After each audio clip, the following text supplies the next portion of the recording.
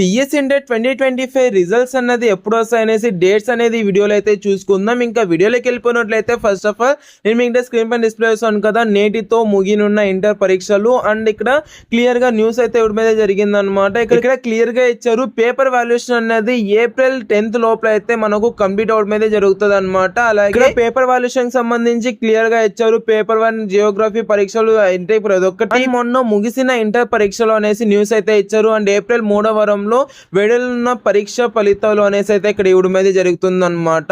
So ఇక్కడ clear గా చూసుకున్నట్లయితే April 3వ వారంలో మనకైతే రిజల్ట్స్ అనేది అనౌన్స్ చేయడం అయితే జరుగుతుంది.